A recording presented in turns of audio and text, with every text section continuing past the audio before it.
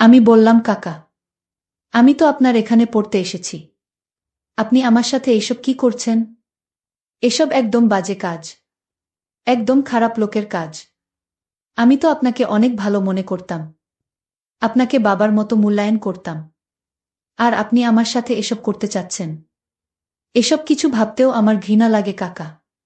কাকা, আপনি এতটা নীচ আমি কখনো কল্পনাও করতে পারি নাই। আমার কথাগুলো শুনে কাকা বলল, তাসনিয়া, আমি তোমাকে অনেক ভালোবাসি। তুমি আমার বড় ভাইজের মেয়ে বলেই আমি তোমাকে কিছু বলতে পারিনি। আমি যে তোমাকে কতটা ভালোবাসি তা তোমাকে বোঝাতে পারি না, তাসনিয়া। সত্যিকার অর্থে আমি তোমার জন্য পাগল। তোমার এই রূপ, তোমার এই সৌন্দর্য, তোমার এই চেহারা আমাকে পাগল করে তুলেছে। প্লিজ তাসনিয়া, আমি যা করছি আমাকে তা তুমি করতে দাও। আমাকে বাধা দিও না।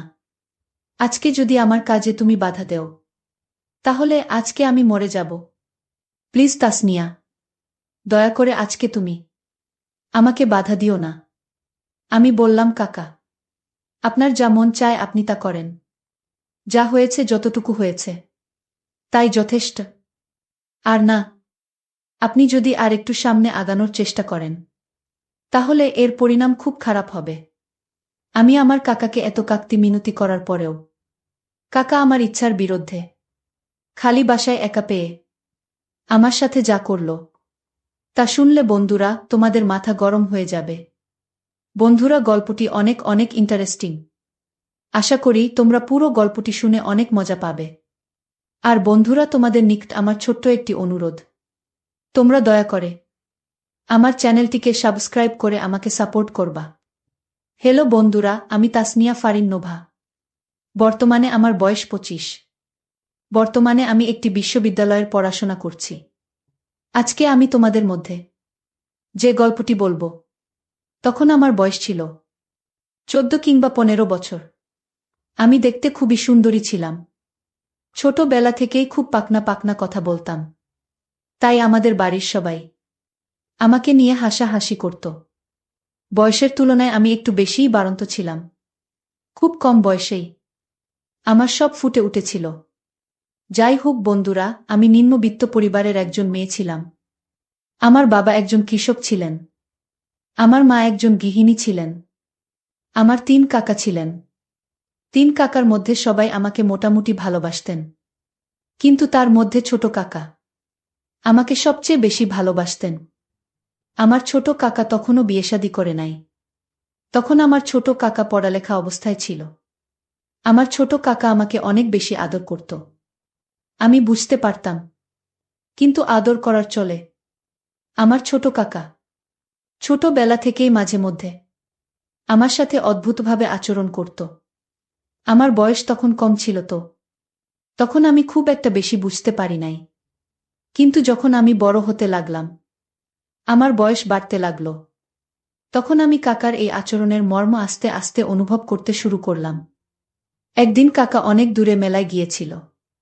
মেলা থেকে আসার সময় আমার জন্য অনেকগুলো খেলনা নিয়ে এসেছিল।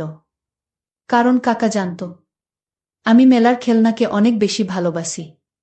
কাকা মেলা থেকে খেলনার পাশাপাশি অনেক মজার মজার খাবার এবং মিষ্টি নিয়ে এসেছিল। কাকা মেলা থেকে এসব কিছু নিয়ে এসে আমাকে ডাকাডাকি করতে শুরু করল। আমাকে খুঁজতে শুরু করল। আমাকে খুঁজে যখন কোথাও পাচ্ছিল না, আমি পাশের বাড়িতে আমার বান্ধবীদের সাথে ঘোরাঘুরি করতে চলে গিয়েছিলাম।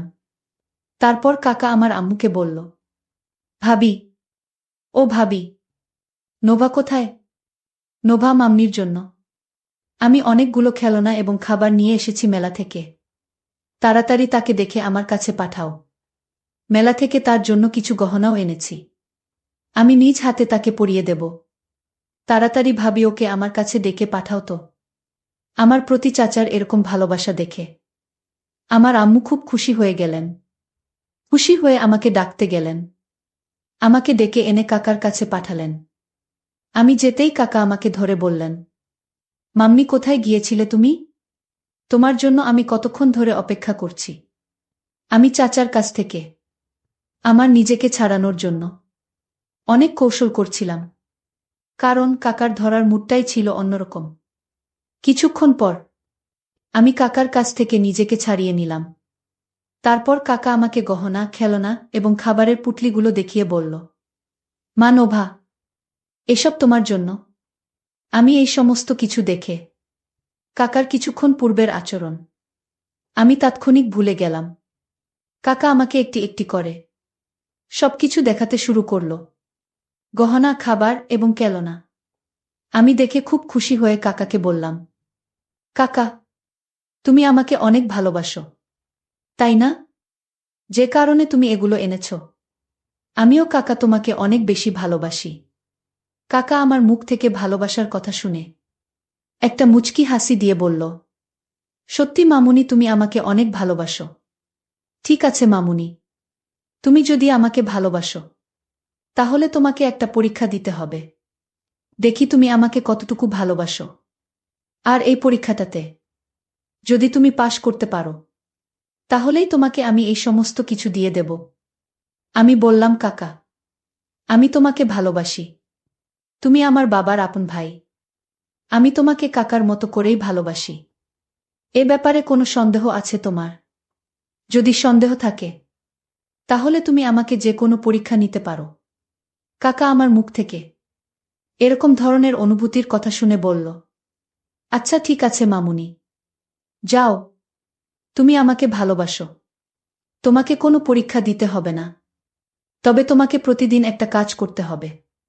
যদি তুমি এই কাজটা করতে পারো তাহলে তোমাকে আরো বেশি মজা দিব। তুমি যা চাও তাই দিব। বলো মা নোভা, তুমি কি প্রতিদিন আমার সাথে এই কাজটা করতে পারবা? কাকা যখন আমাকে এই প্রস্তাবটা দেয় তখন আমি ক্লাস 8-এ পড়ি। আমার বয়স তখন 14 কি 15 হবে। কাকার মুখ থেকে এইরকম ধরনের কথা শুনে আমি প্রথমে কিছুটা ঘাবড়ে যাই। কি এরকম কাজ, যে কাজটা কাকার সাথে প্রতিদিন আমাকে করতে হবে? আমি প্রথমত খুব ভয় পেয়ে যাই। না জানি কি কাজ করতে বলে কাকা। কিন্তু কাকার চোখে মুখে ভিন্ন এক চাপ আমি দেখতে পেয়েছিলাম। তারপর আমি কাকাকে বললাম, কাকা, কি এমন কাজ যে কাজটা তোমার সাথে প্রতিদিন করতে হবে? আর এই জন্য তুমি আমাকে প্রতিদিন অনেক মজা দিবে?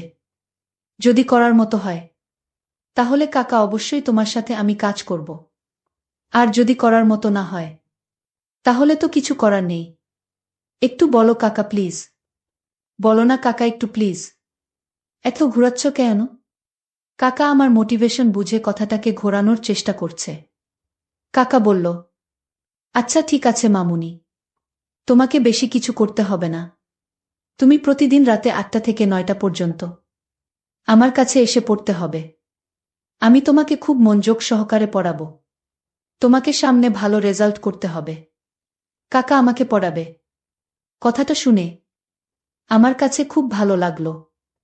এর আগে কাকাকে অনেকবার বলেও আমাকে পড়াতে রাজি করাতে পারি নাই। কাকার নিজের পড়ালেখা এবং আরও ব্যস্ততা ছিল। আজকে কাকা নিজেই বলছে সে আমাকে পড়াবে। সেটা আমার কাছে খুব আনন্দের মনে হয়েছিল। কিন্তু এই আনন্দের বিশ্বাসটা যে আমার জীবনে কাল হয়ে দাঁড়াবে তা আমি কখনো কল্পনাও করতে পারি নাই। আমার জীবনের সর্বনাশ ডেকে আনবে আমি কখনো ভাবতেই পারি নাই। আমি বললাম, আচ্ছা ঠিক আছে কাকা, আমি কাল থেকে প্রতিদিন রাত্রে 8টা থেকে 9টা পর্যন্ত তোমার কাছে পড়তে আসব। এই বলে আমি কাকার কাছ থেকে খেলনা সামগ্রী, গহনা এবং মিষ্টি নিয়ে চলে আসলাম। এসে আমার আম্মুকে বললাম, আম্মু, কাল থেকে কাকা আমাকে রাত্রে 8টা থেকে 9টা পর্যন্ত পড়াবে। কাকা আমাকে পড়াবে শুনে আম্মু খুব খুশি হল। পরের দিন রাত্রে 8টা বাজে চলে গেলাম কাকার রুমে পড়তে। কাকা আমাকে পড়তে এসেছি দেখে অনেক খুশি হয়েছি। কাকা আমাকে একটি অঙ্ক বুঝিয়ে দিল। আমি সে অঙ্কটি আবার পুনরায় করার চেষ্টা করছিলাম। আমার মনোযোগ ছিল অঙ্কের প্রতি। পক্ষান্তরে কাকার মনোযোগ ছিল আমার প্রতি। হঠাৎ করে আমি আর চোখে চেয়ে দেখলাম কাকা আমার দিকে খারাপ নজরে চেয়ে রয়েছে। খুব বাজে দৃষ্টি দিচ্ছে। আমি কাকার দিকে চাইতেই কাকা আমার এখান থেকে চোখ ফিরিয়ে নিত আর বলতো, তাড়াতাড়ি অঙ্ক কর। একটু পর তোকে ইংরেজি পড়াবো। এইভাবে কাকার এখানে আমি প্রতিদিন রাত্রে পড়তে যেতাম। মাঝে মধ্যে আমি যখন পড়া পারতাম না, তখন কাকা শাসন করার ছলে আমাকে খুব বাজেভাবে ছুঁইত। আমি কিছু বলতেও পারতাম না। একদিন আমি কাকাকে বললাম, কাকা তুমি যদি আমাকে এভাবে মারো, তাহলে আমি আর পড়তে আসব না। কাকা বলল, আরে বেটি, যদি তাকে কিছু শাসন না করি, তাহলে কি তোর ভেতর থেকে পড়া বের হবে? আমি বললাম, কাকা তো ঠিকই বলেছে, যদি শাসন না করে, তাহলে তো আমার পড়তে মন চাইবে না। কিন্তু আমি তখনও কাকার ভিতরে লুকিয়ে থাকা শয়তানটাকে চিনতে পারি নাই। একদিন কাকা আমাকে পড়াচ্ছিল, একদিকে পড়াচ্ছিল আর অন্যদিকে টেবিলের নিচ দিয়ে আমার নিম্নাংশে এলোমেলো করার চেষ্টা করছিল। আমি তখন লজ্জায় কিছু বলতে পারছিলাম না। আমি বারবার সরে যাওয়ার চেষ্টা করছিলাম, কিন্তু কোনোভাবেই পারছিলাম না। অবশেষে আমার মোড খারাপ দেখে কাকাই আমাকে ছেড়ে দিয়েছিল। পরের দিন কাকার কাছে পড়তে গেলে কাকা আমাকে বলল, মা তাসমিয়া, আজকে আমি তোমাকে পড়াবো না। আজকে আমার মন ভালো নেই। আজকে তোমাকে নিয়ে শুয়ে শুয়ে একটি বাংলা নাটক দেখব। বাংলা নাটক আমার কাছে এমনিতেই খুব প্রিয়। আমি খুব ভালো বাংলা নাটক দেখি, বিশেষ করে নিলয় আলমগীর এবং যে এইচ হিমি নাটকগুলি আমি দেখি। এই দুটি জুটি আমার কাছে খুবই প্রিয়। আমি কাকাকে বললাম, কাকা আমি জান্নাতুল সুমাইজা হিমি এবং নীলা আলমগীরের নাটক দেখব। কাকা বলল, আচ্ছা ঠিক আছে, তাহলে আমি আমার মোবাইলে হিমি এবং নিলয় আলমগীরের নাটক বের করছি। এই বলে কাকা হেডফোন লাগিয়ে আমার কানে একটি আর কাকার কানে একটি দিয়ে হিমি এবং নীলা আলমগীরের নাটক ছাড়ল। আমি তো মনের সুখে নাটক দেখতে শুরু করলাম, কিন্তু এর ভিতরেই যে কাকার মূল শয়তানি রহস্য লুকিয়েছিল, তা আমি কখনো বুঝে উঠতে পারিনি। হিমি এবং নীলা আলমগীরের নাটকের শেষে আরও একটি অদ্ভুত ধরনের ভিডিও কাকার মোবাইলে অটোমেটিকে চলতে শুরু করল। ভিডিওটি দেখে দেখে আমি বারবার কেঁপে উঠতে লাগলাম। জীবনের প্রথম এইরকম দৃশ্য দেখে আর চোখ ফেরাতে পারলাম না। দুটি যুগলের এক অপরূপ দৃশ্য দেখার পর আমার কাছে নতুন কোনো কৌতূহল মনে হয়েছিল। বন্ধুরা জানেনই তো, তখন আমার বয়স ছিল মাত্র 14 কি 15 বছর। তখন আমার চোখে মুখে সর্বদাই ছিল যৌবনের ছাপ। তারুণ্যের সমস্ত কিছুই আমার মধ্যে বিরাজমান। বন্ধুরা, ভিডিওটি দেখে আমার গায়ে যেন প্রবাহমান রক্তের স্রোত বয়ে যাচ্ছিল। ভিডিওটি দেখি আমি আর নিজেকে কন্ট্রোল করতে পারলাম না। অটোমেটিক্যালি নিম্নাংশের অবস্থা খারাপ হতে শুরু হলো। আস্তে আস্তে ওই ভিডিওর প্রতি আরও বেশি আসক্ত হয়ে যাচ্ছিলাম। আমিও তখন কাকার সাথে খুব মনোযোগ সহকারে ভিডিওটি দেখতে শুরু করলাম। আমার তখন এমন অবস্থা হলো, কাকাকে তখন বন্ধুর মতোই মনে হলো। আমার কোনো হুঁশ জ্ঞানই ছিল না। আমি কি দেখতেছি, কার সাথে দেখতেছি, তার কোনো খেয়ালই নেই। ওই ভিডিওটি যেন আমাকে পরিপূর্ণ পাগল করে দিয়েছিল। ভিডিওটি দেখতে দেখতে হঠাৎ আমার কাছে মনে হলো, কাকা যেন আমার সাথে কি রকম অদ্ভুত আচরণ করতে শুরু করল। ভিডিওটি দেখে আমার অবস্থা এতটাই খারাপ হয়ে গেছিল যে কাকা যে আমার সাথে এরকম বাজে আচরণ করছে, তাও আমার খেয়াল নেই। মানে আমি যেন একটা কাকতারুয়া হয়ে গেছি। কাকার যা মন চায়, যেভাবে মন চায়, তার কাজ চালিয়ে যাচ্ছে, কিন্তু আমি কোনো বাধা দেওয়ার প্রয়োজনই মনে করেছিলাম না। ভিডিওটি আমাকে এতটুকুই আসক্ত বানিয়েছিল যে যেখানে আমার নিজের কাকা আমার সবকিছু লুটে নিয়ে যাচ্ছিল, তারপরও আমি তাকে কিছু বলার মতো অনুভূতি খুঁজে পেলাম না। কাকা আর আমি একাকিত্বে রুমের মধ্যে চলছে এক ভিন্ন রকম প্রতিযোগিতা। কাকা যখন পূর্ণ নিয়ন্ত্রণ আনতে যাবে, তখন আমার হুঁশ ফিরে আসে। আমি চোখ মেলে চেয়ে দেখি কাকা আমার উপর অন্তিম তাণ্ডব শান্তি শুরু করতে চলেছে। আমি বললাম, কাকা, আমি তো আপনার এখানে পড়তে এসেছি, আপনি আমার সাথে এইসব কি করছেন? এসব একদম বাজে কাজ, একদম খারাপ লোকের কাজ। আমি তো আপনাকে অনেক ভালো মনে করতাম, আপনাকে বাবার মতো মূল্যায়ন করতাম, আর আপনি আমার সাথে এসব করতে চাচ্ছেন? এসব কিছু ভাবতেও আমার ঘৃণা লাগে কাকা। কাকা, আপনি এতটা নীচ আমি কখনো কল্পনাও করতে পারি নাই। আমার কথাগুলো শুনে কাকা বলল, তাসনিয়া, আমি তোমাকে অনেক ভালোবাসি। তুমি আমার বড় ভাইজের মেয়ে বলেই আমি তোমাকে কিছু বলতে পারিনি। আমি যে তোমাকে কতটা ভালোবাসি তা তোমাকে বোঝাতে পারি না তাসনিয়া। সত্যিকার অর্থে আমি তোমার জন্য পাগল। তোমার এই রূপ, তোমার এই সৌন্দর্য, তোমার এই চেহারা আমাকে পাগল করে তুলেছে। প্লিজ তাসনিয়া, আমি যা করছি আমাকে তা তুমি করতে দাও। আমাকে বাধা দিও না। আজকে যদি আমার কাজে তুমি বাধা দেও তাহলে আজকে আমি মরে যাব। প্লিজ তাসনিয়া, দয়া করে আজকে তুমি আমাকে বাধা দিও না। আমি বললাম, কাকা, আপনার যা মন চায় আপনি তা করেন। যা হয়েছে, যতটুকু হয়েছে তাই যথেষ্ট। আর না, আপনি যদি আর একটু সামনে আগানোর চেষ্টা করেন তাহলে এর পরিণাম খুব খারাপ হবে। আমি আমার কাকাকে এত কাকতি মিনতি করার পরেও কাকা আমার ইচ্ছার বিরুদ্ধে খালি বাসায় একা পেয়ে আমার জীবনে প্রথম অভিষেক ঘটিয়েছিল। জীবনে প্রথম আমি এই রকম পরিস্থিতিতে আমার হৃদয় রক্তকরণ হয়েছিল। তারপর থেকে বন্ধুরা, আমি আমার কাকার ধারে কাছেও আমি যাইনি। এখন আমি বিশ্ববিদ্যালয়ের একজন ছাত্রী। চাইলে এর প্রতিবাদ করতে পারি, কিন্তু না, আমি তা করব। এতে আমার বাবা এবং চাচার মধ্যে বড় ধরনের ঝগড়া হতে পারে। তাই এর বিচার একজনের কাছে দিয়ে দিলাম। ভাবলাম কোনো না কোনো দিন হয়তো এর বিচার পাবা। পরিশেষে আমি তোমাদেরকে বলবো বন্ধুরা, সন্তানের পিতা মাতারা অবশ্যই একেবারে ছোটবেলা থেকেই তাদের সন্তানদের প্রতি লক্ষ্য রাখা উচিত। আর প্রত্যেকটি পিতামাতাই উচিত তাদের সন্তানদেরকে নিজের মতো করে মানুষ করা, নিজের চোখে চোখে রাখা এবং বিশ্বস্ততার উপর ভরসা করে কারো উপর ন্যস্ত না করা। বন্ধুরা, গল্পটি তোমাদের কেমন লাগলো অবশ্যই কমেন্ট করে জানাবে। বন্ধুরা, আজকে এই পর্যন্তই। আবারও আসবো তোমাদের মধ্যে নতুন কোনো গল্প নিয়ে। গল্পটি যদি তোমাদের ভালো লাগে তাহলে একটি লাইক দাও। প্রতিদিন আমি তোমাদেরকে এই রকম ইন্টারেস্টিং একটা করে নতুন গল্প উপহার দিব। তাই তোমাদেরকে অনুরোধ করে বলছি, তোমরা যদি এই রকম ধরনের ইন্টারেস্টিং গল্প পেতে চাও তাহলে দয়া করে আমার চ্যানেলটি সাবস্ক্রাইব করো। অবশেষে তোমাদের সকলের সুস্বাস্থ্য কামনা করি। ভিডিওটি দেখার জন্য তোমাদের সকলকে অসংখ্য ধন্যবাদ। আমি আস্তে করে বললাম, ভাইয়া, আমি একটা কথা বলবো, তুমি রাগ করো না।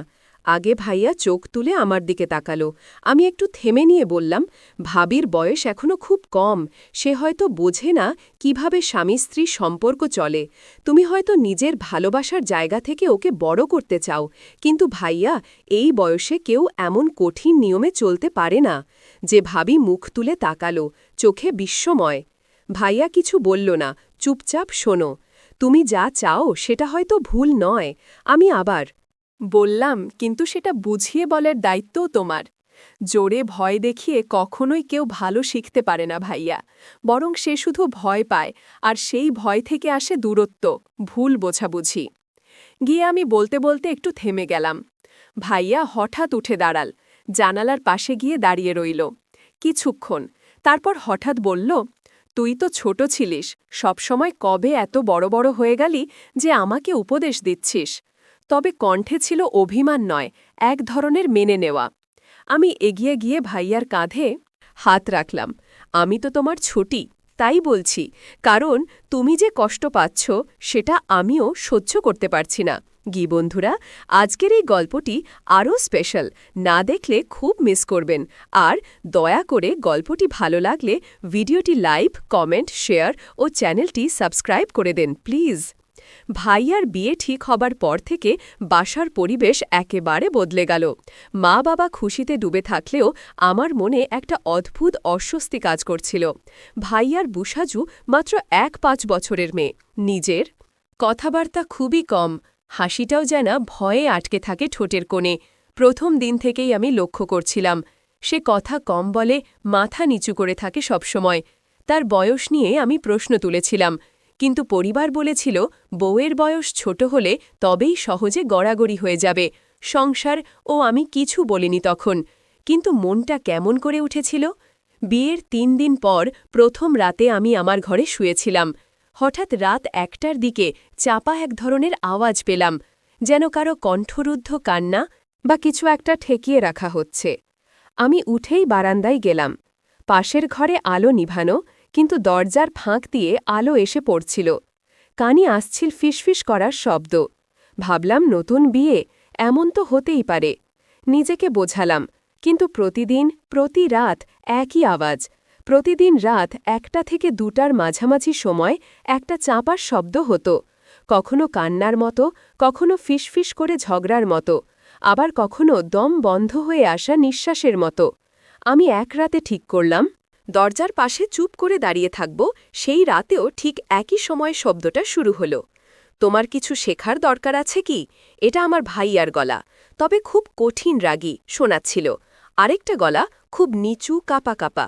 আমি তো চেষ্টা করছি ভাইয়া। আমি চমকে উঠলাম। ভাই? ও কি ভাইয়াকে ভাই বলছে? আমি আর দাঁড়িয়ে থাকতে পারিনি। দরজা খুলে হঠাৎ করেই কাশলাম, যেন কিছুই জানি না।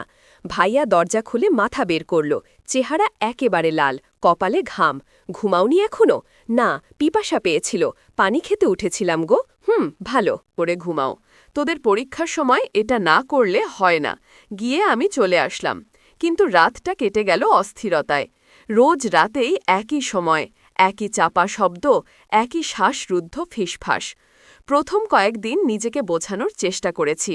নতুন বিয়ে হয়েছে, কিছুটা অস্বস্তি হতেই পারে। কিন্তু ধীরে ধীরে শব্দগুলো কেবল অস্বস্তি নয়, ভয়ের মতো লাগতে শুরু করল। ভাবির কণ্ঠ যেন প্রতিদিন আরও বেশি কাঁপছে, আর ভাইয়ার কণ্ঠ হয়ে উঠছে কঠিন চাপার আগে ভরা। চতুর্থ রাতে আমি আর নিজেকে ধরে রাখতে পারলাম না।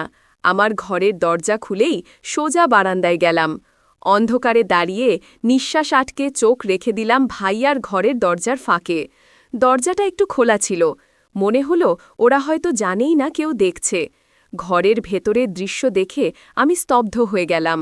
ভাবি মাটিতে বসে, চোখে পানি, পরনের সাদা একটা পাতলা ওর, মুখ লাল হয়ে আছে, যেন কান্না করতে করতে গাল দুটো ফেটে গেছে। ভাইয়া দাঁড়িয়ে, তার হাতে একটা কিছু, মুখ গম্ভীর। তুমি এতটা বোকার মতো আচরণ করছো কেন তুমি? আমার স্ত্রী, অথচ তুমি এখনো বুঝতেই পারো না স্বামীর সাথে কি আচরণ করতে হয়। আমি তো চেষ্টা করছি ভাই। মানে আপনি কি ভাবি? গলা নিচু করে ফেল ভায়া করা গলায় বলল, তুমি আমাকে ভাই ডাকো কেন? এভাবে কেউ স্বামীকে ডাকে? ভাবির মুখ আরও ফ্যাকাশে হয়ে গেল। ভাবি বলল, আমি ছোট ছিলাম তো, এখনো অভ্যেস যায়নি গোল। তখন হঠাৎ ভায়া দেয়ালে জোরে ঘুষি মারল। আমি চমকে উঠলাম। এখনো যদি শিখে না ফেলো, তাহলে আমাকেও বদলাতে হবে। আমার রক্তহীন হয়ে গেল। এই শব্দগুলো ঠিক সেইভাবে বলা হচ্ছিল যে কোনো অশ্রাব্য কিছু শুরু হতে পারে যে কোনো সময়। আমি জানতাম না কি করব। ভেতরে ঢুকে পড়ি, মা বাবাকে ডাকি, নাকি ভিডিও করি প্রমাণের জন্য। কি করব ভাবছিলাম, কিন্তু তখন একটা দৃশ্য দেখলাম যা আমাকে আরও বিভ্রান্ত করে দিল। ভাবি আচমকা উঠে গিয়ে ভাইয়ার পা জড়িয়ে ধরল। খুব নিচু স্বরে কিছু বলছিল, আমাকে ক্ষমা করে দাও। তবে দেখে মনে হচ্ছিল ভয়ে, অনুই আর অসহায়ত্বের এক অদ্ভুত মিশ্রণ। ভাইয়া তাকে তুলে দাঁড় করাল। মুহূর্তেই গলা নরম করে বলল, তুমি জানো না আমি তোমাকে কতটা ভালোবাসি, কিন্তু তুমি আমাকে বাধ্য করো রেগে যেতে। আমি যেন এক সেকেন্ডে আরেকটা মানুষকে দেখতে পেলাম। এই সেই ভাইয়া যে সারা জীবন আমার রোল মডেল ছিল। এত ভালোবাসার কথা বলেই এখন এমন আচরণ। ভাবি কিছু না বলে মাথা নিচু করে রইল। সে হয়তো অধ্যস্ত হয়ে যাচ্ছে অথবা হার মানছে। আমি জানি না ঠিক কি হচ্ছিল ও ঘরে, তবে এখন আমি সম্পূর্ণ নিশ্চিত ওদের সম্পর্কটা কিছুতেই স্বাভাবিক নয়। আমি জানতাম না সেই রাতে আমি কি দেখেছি। একটা ভালোবাসার নামের মোড়কে কি চলছিল নির্যাতন, নাকি সেটা ছিল ভাইয়ার নিজের ভেতরের ভাঙনের বহিঃপ্রকাশ। পরদিন সকালে মুখে কিছু বলিনি কারোর সঙ্গে।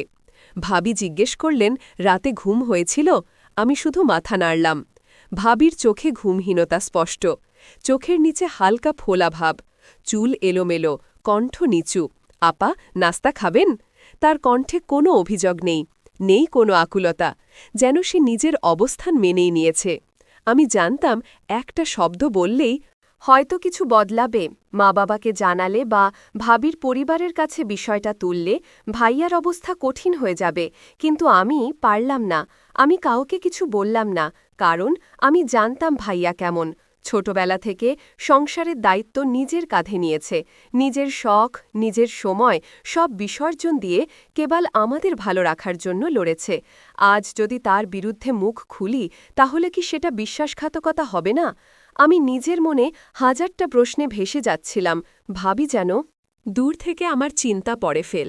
এক দুপুরে রান্নাঘরে আমি একা বসেছিলাম। ভাবি, আস্তে করে পাশে বসো আপা। আমি চমকে তাকালাম। আপনি কিছু দেখেছেন? আমার মুখ শুকিয়ে গেল। কি দেখ?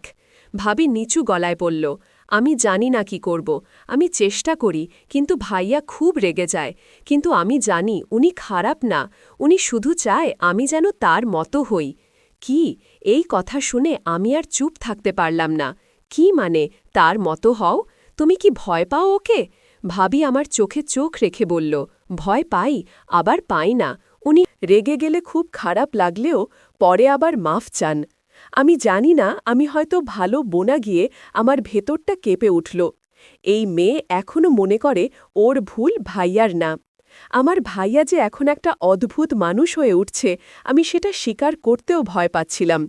কিন্তু এটাও ঠিক, তার এই রূপটা আমি সহ্য করতে পারছিলাম না, কারণ আমি তাকে জানতাম ভিন্ন একজন মানুষ হিসাবে। সেদিন রাতে প্রথমবার ভাইয়ার ঘরের দরজার ফাঁকে নয়, আমি নিজেই গেলাম ও ঘরের সামনে দাঁড়িয়ে। ভেতর থেকে আসা তীব্র গলা, তুমি শিখবে না? আমি কিভাবে বোঝাই? আমি কাপা হাতে দরজায় টোকা দিলাম। দরজাটা ধীরে খুলে গেল। ভাইয়া চোখ বড় করে তাকিয়ে থাকল। তুই এখানে? আমি তাকালাম ওর চোখে। সেখানে রাগ নয়, একরাশ লজ্জা। আমি আস্তে করে বললাম, তুমি ঠিক আছো ভাইয়া? ওর মুখটা নরম হয়ে গেল। হঠাৎ করে সে বসে পড়ল খাটের কোণে, কপালে হাত দিয়ে বলল, আমি জানি না আমি কেমন হয়ে যাচ্ছি গো। ঘরটা তখন এক অদ্ভুত নীরবতায় ডুবেছিল। আমি, ভাইয়া আর ভাবি তিনজনই একটা ছোট ঘরে বসে আছি, অথচ যেন তিনটা আলাদা দুনিয়ায়। ভাইয়া মাথা নিচু করে বসেছিল, ভাবি চুপচাপ চোখ নিচু। আমিও জানতাম এখন কিছু না বললে হয়তো আর কোনো দিন বলা যাবে না। আমি আস্তে করে বললাম, ভাইয়া, আমি একটা কথা বলবো, তুমি রাগ করো না আগে। ভাইয়া চোখ তুলে আমার দিকে তাকা। আমি একটু থেমে নিয়ে বললাম, ভাবির বয়স এখনো খুব কম, সে হয়তো বোঝে না কিভাবে স্বামী স্ত্রীর সম্পর্ক চলে।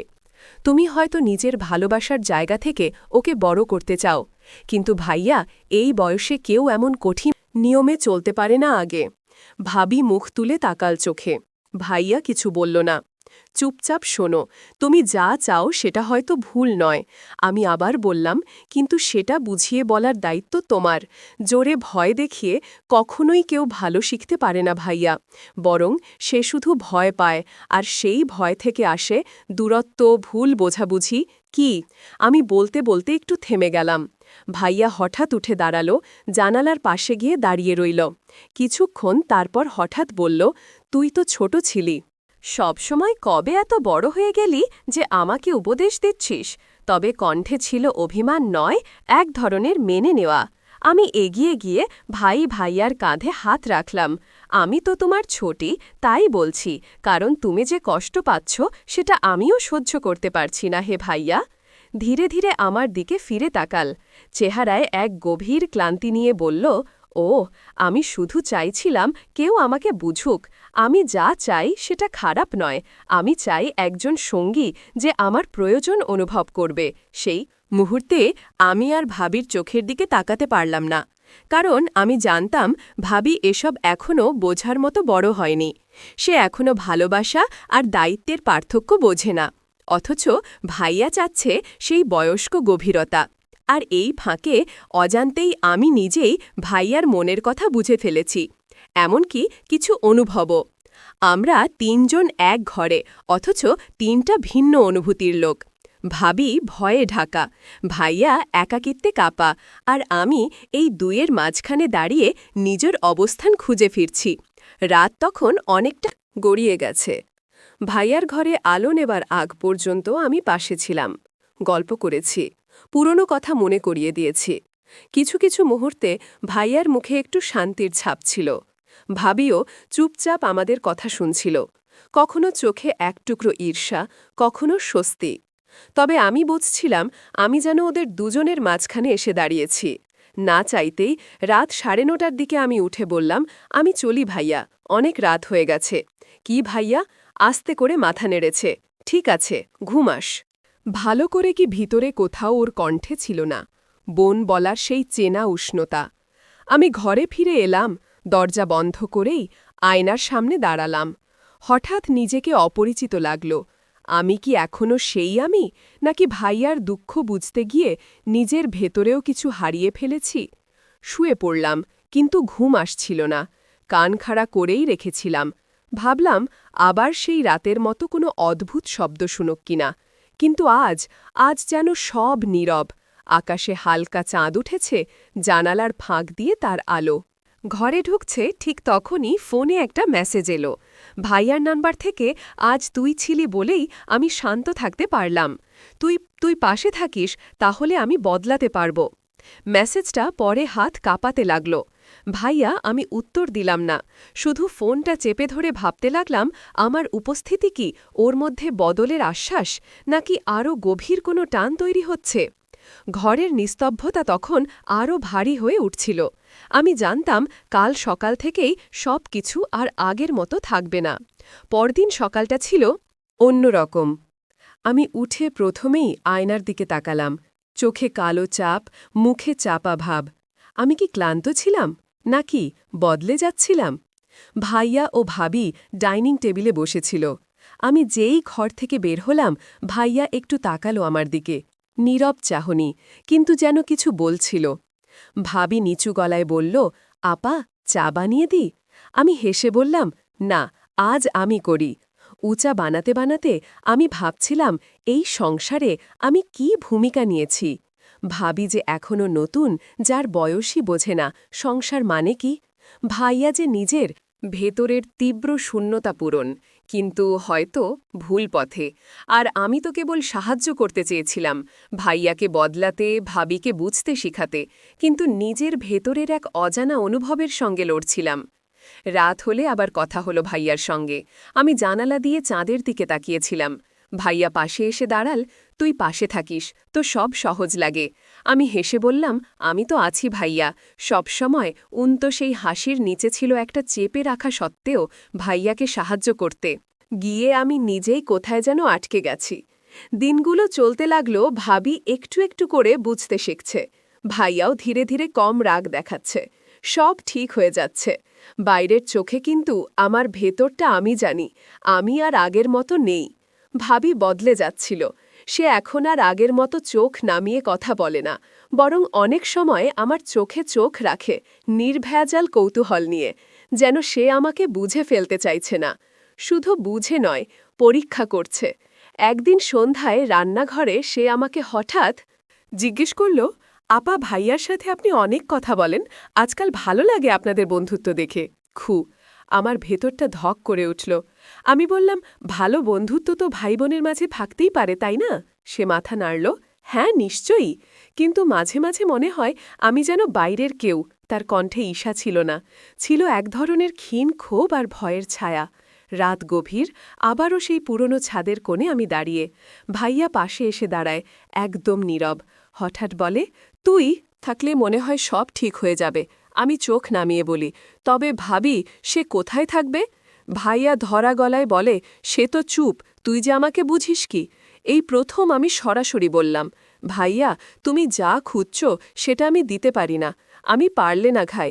ভাইয়া অবাক হয়ে টাকাল, তার চোখে তখন কষ্ট, হারানোর ভয় আর একটা বেপরোয়া আকাঙ্ক্ষা। তো বন্ধুরা, ভিডিওটি ভালো লাগলে কমেন্টে জানাবেন। এই রকম ভালোবাসার গল্প শুনতে চাইলে চ্যানেলটা সাবস্ক্রাইব করুন এবং পাশে থাকুন। আর আপনার বেল আইকনটা বাজিয়ে রাখুন, যাতে নতুন ভিডিও আপলোড করা মাত্র আপনারা দেখতে পারেন। হ্যালো বন্ধুরা, আজকের গল্পটি বিধবা কাকি ও ভাইপোরের সাথে। আমার নাম স্নিগ্ধা, বয়স 30 পেরিয়েছে। কয়েক বছর আগেই স্বামী সজলের হঠাৎ চলে যাওয়া আমার জীবনে গভীর এক শূন্যতা তৈরি করে। সন্তান নেই, সংসারে আমি একা। শ্বশুরবাড়ির মানুষরা ভালো, কিন্তু সবার নিজস্ব ব্যস্ততা আছে। দিনের বেশিরভাগ সময় একা একাই কাটে আমার। এই একাকিত্বের মাঝেই একদিন আমাদের বাড়িতে আসে সজলের ভাইপো রাহুল। মাস্টার্সের পড়াশোনার জন্য শহরে এসেছে, কাছাকাছি কোথাও থাকার জায়গা পাচ্ছিল না। তাই কয়েকদিন আমার এখানে থাকার কথা হয়। রাহুল ছোটবেলা থেকেই মিশুকে, কিন্তু এখন সে অনেকটা বড় হয়ে গেছে। উচ্চতা, গড়ন আর চোখের দৃষ্টিতে যেন এক অন্যরকম গভীরতা। প্রথম কয়েকদিন আমি তাকে আগের মতোই দেখেছি, এক আত্মীয়, এক ভাইপো হিসেবে।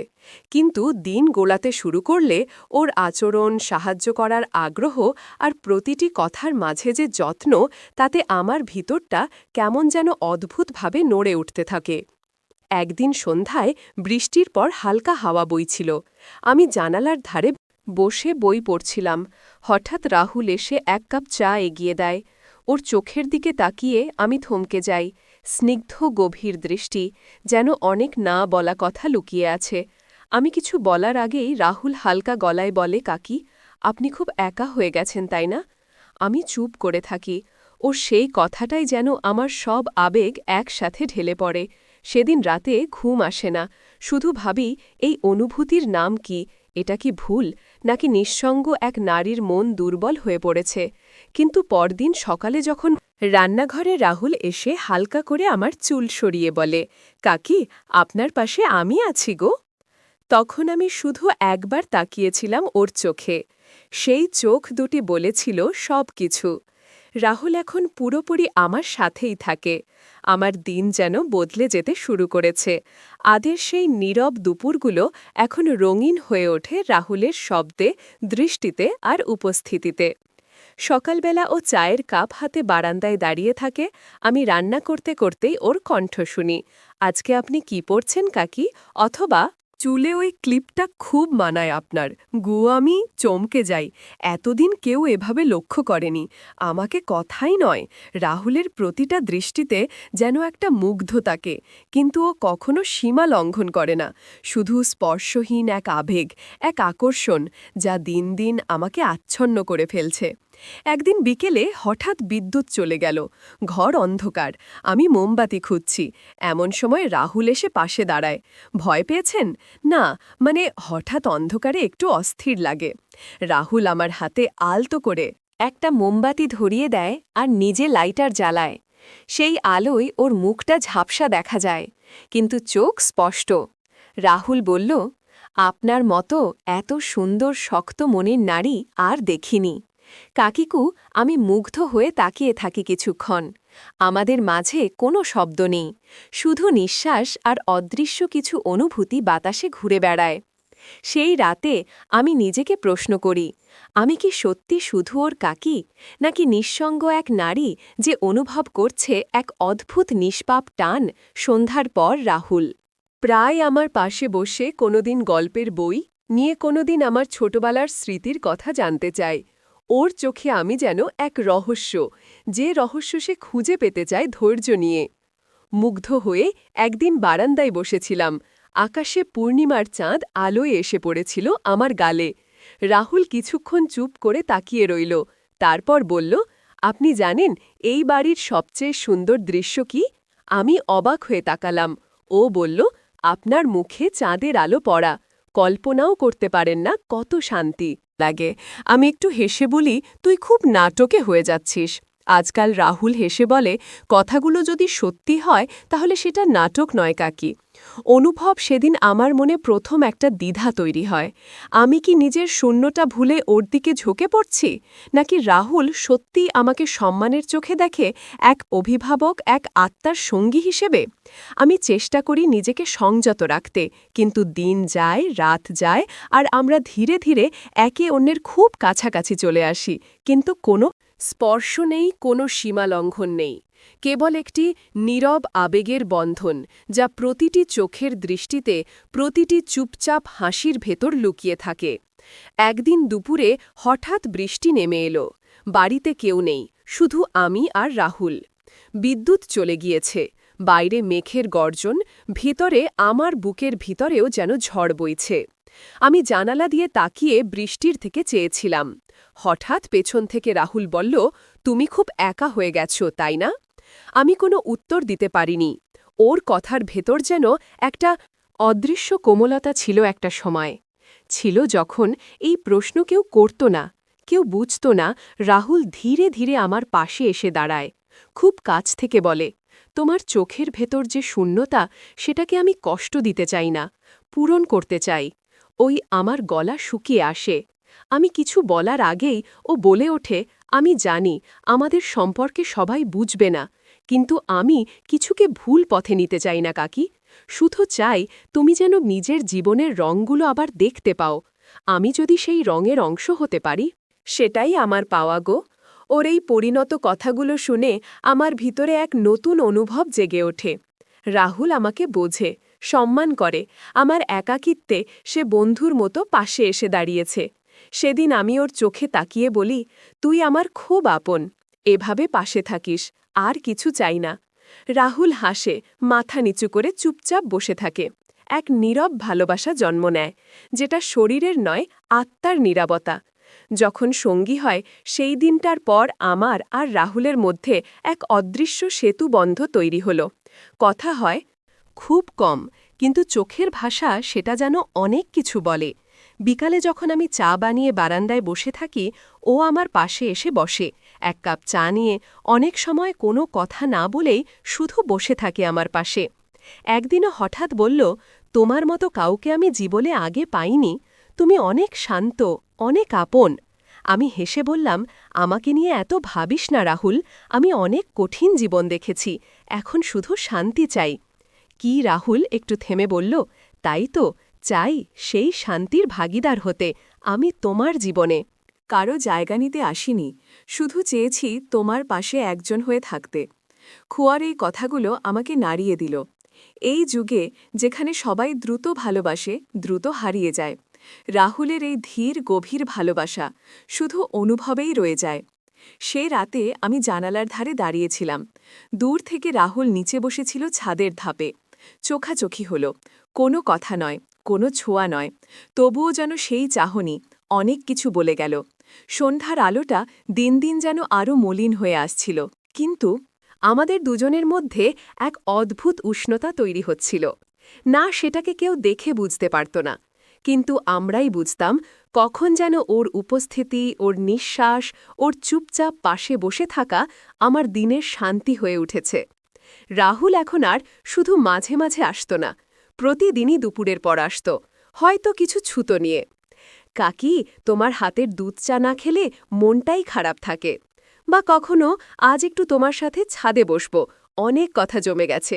খুচকি হাসি থাকত, কিন্তু ভিতরে ভিতরে যে অজানা অনুভব, সেটা আমি নিজেও আর লুকাতে পারতাম না। একদিন ছাদে বসে হঠাৎ রাহুল বলো, তুমি জানো, তুমি আমার জীবনের সবচেয়ে নিরাপদ জায়গা হয়ে উঠেছ। তোমার পাশে এলে মনে হয় সময় থেমে যায়। ওই আমি কিছু বলিনি, শুধু তাকিয়েছিলাম ওর চোখে। সেই চাহানিতে কোনো আগ্রাসী দাবি ছিল না, ছিল শুধু অগাধ শ্রদ্ধা আর একটা গভীর ভালোবাসা। হঠাৎ হাওয়া বইল, আমার ওড়নাটা ওর গায়ে এসে পড়ল। রাহুল ধীরে সেটি সরিয়ে দিয়ে শুধু বলল, তোমার স্পর্শে আমার আত্মা শান্ত হয়ে যায়। ও আমার দৃষ্টির আড়ালে একটা অস্ত্র জমেছিল, কারণ আমি জানতাম এই সম্পর্কটাকে কোনো নাম দেওয়া যাবে না। তবুও এটাও জানতাম, এই অনুভবটাই ছিল আমার জীবনের সবচেয়ে সত্য অনুভব। যা বলা হয় না, তারই তো সবচেয়ে বেশি মানে হয়। সেদিন ছিল এক নির্জন দুপুর। আমি রান্নাঘরে বসে ভাত ঘুরছিলাম, আর জানালার ফাঁক দিয়ে তাকিয়ে দেখছিলাম রাহুলকে। ছাদে দাঁড়িয়ে ও এক মনে আকাশের দিকে তাকিয়েছিল। কে জানে কি ভাবছিল। আমার মনে হচ্ছিল আমরা কেউই কিছু বলিনি এখনো, কিন্তু দিনের প্রতিটা নিঃশ্বাসে আমরা একে অপরকে অনুভব করছি, নামহীন এক সম্পর্কে। হঠাৎ রাহুল নিচে নেমে এলো, চোখে এক অদ্ভুত স্থিরতা। সে বলল, তুমি যদি চাও আমি দূরে সরে যাব, কিন্তু যদি বলো তোমার পাশে থাকি, তাহলে সারা জীবন শুধু ছায়া হয়ে পাশে থাকব, কোনো দাবি ছাড়াই। আমি স্তব্ধ হয়ে গেলাম। এতটা গভীর অনুভবের কথা আমি কখনো শুনিনি। আমি ওর হাত ছুঁয়ে বললাম, তুমি ছিলে, আছো, থাকবেই, কিন্তু আমাদের এই অনুভবটাকে সম্মান দিয়ে এগোতে হবে, কোনো নুকনো পথে নয়। নিজেরা জানি আমরা কি, তাই অন্যদের বোঝানোর দায় নেই কি। রাহুল শুধু হাসল, একটা শান্ত তৃপ্তির হাসি। সেদিনের পর আমাদের সম্পর্কটা বদলালো না, শুধু আরও পরিণত হয়ে উঠল। কেউ জানো না আমাদের মনের কথা, কিন্তু আমাদের মাঝে প্রতিটি মুহূর্তের নীরবতা হয়ে থাকল একটা গভীর ভালোবাসার প্রতিচ্ছবি। দিন গড়িয়ে যায়, আমাদের জীবনের হিসেবগুলো একসময় স্থির হয়ে যায় কিছু চুপচাপ সিদ্ধান্তে। রাহুল নিজের জীবনে অনেক কিছু গুছিয়ে নেয়, আমি কাকি হয়ে থেকেও ওর জীবনে একটা নীরব আশ্রয় হয়ে থাকি। না কোনো সমাজের স্বীকৃতি, না কোনো সম্পর্কের ঘোষণা। তবুও ওর প্রতিটা বিজয়ের দিনে, পরাজয়ের রাতে আমি ছিলাম ওর পাশে। আমরা দুজনেই জানতাম এই ভালোবাসার নাম নেই, অথচ এর ওজন অনেক।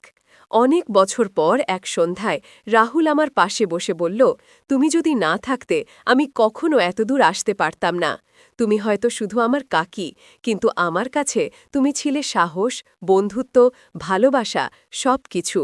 আমার চোখে জল এসে গেল, কিন্তু আমি কিছু বলিনি, শুধু ওর কাঁধে মাথা রেখে চুপচাপ বসে রইলাম। সেদিন থেকে বুঝে গেছিলাম, ভালোবাসা সবসময় পেতে হয় না, ভালোবাসা অনেক সময় শুধু থেকে যাওয়ার নাম। তো বন্ধুরা, ভিডিওটি ভালো লাগলে কমেন্টে জানাবেন। এই রকম ভালোবাসার গল্প শুনতে চাইলে চ্যানেলটা সাবস্ক্রাইব করুন এবং পাশে থাকুন, আর আপনার বেল আইকনটা বাজিয়ে রাখুন যাতে নতুন ভিডিও আপলোড করা মাত্র আপনারা দেখতে পারেন।